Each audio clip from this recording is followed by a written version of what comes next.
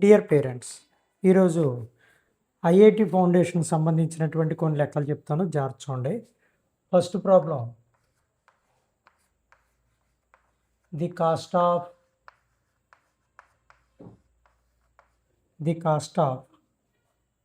8 books. The cost of 8 books is 40 rupees. Find the cost of 12 books.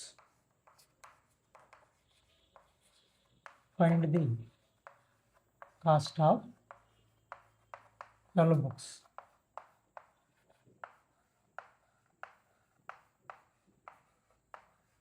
ఈరోజు మీకు నేను చెప్పే లెక్కల్లో 6th, 7th, 8th సంబంధించినటువంటి ఫౌండేషను ఐఐటి ఫౌండేషన్ లెక్కలు ఉంటాయి.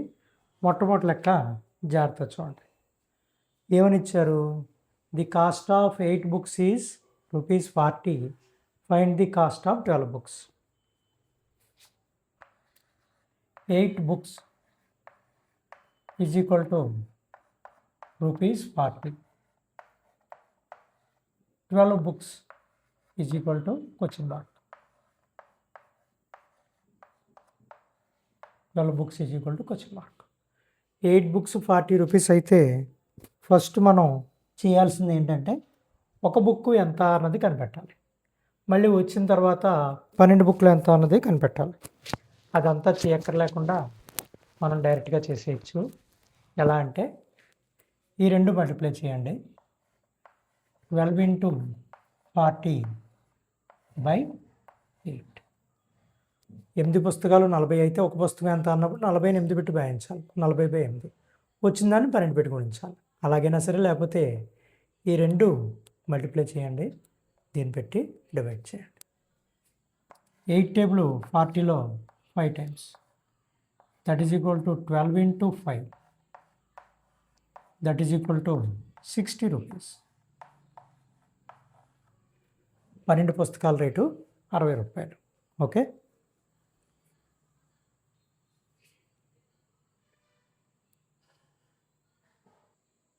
నెక్స్ట్ లెక్కలోకి వెళ్దాం.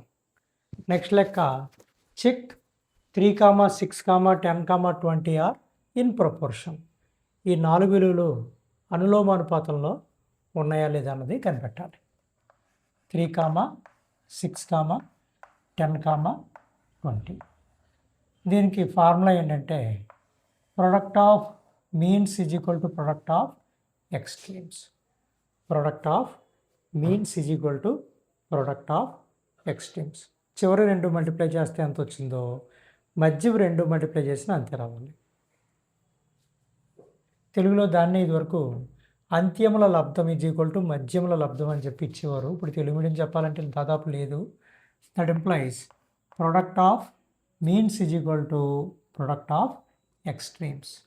3 into 20 is equal to 6 into 10.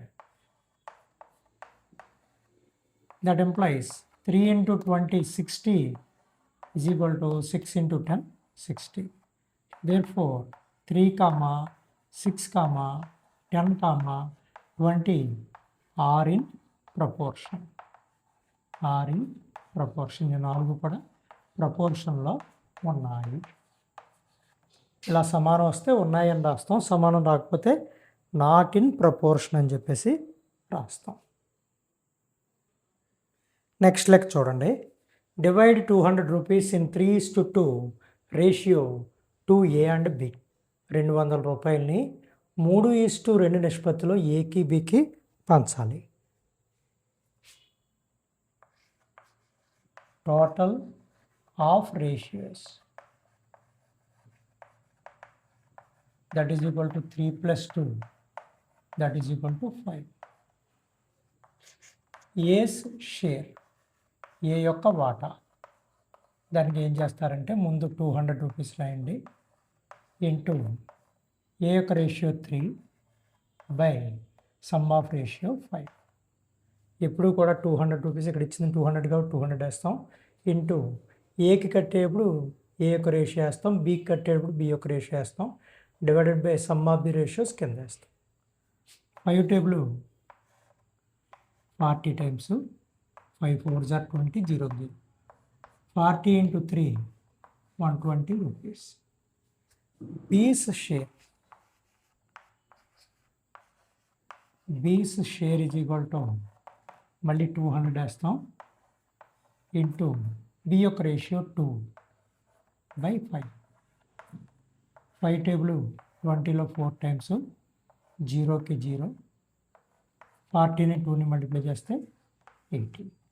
అంటే ఏకేమో 120 రూపాయలు వస్తుంది, బీకేమో 80 రూపాయలు వస్తుంది. రైటా తప్పు చేసామంటే ఈ రెండు కలిపితే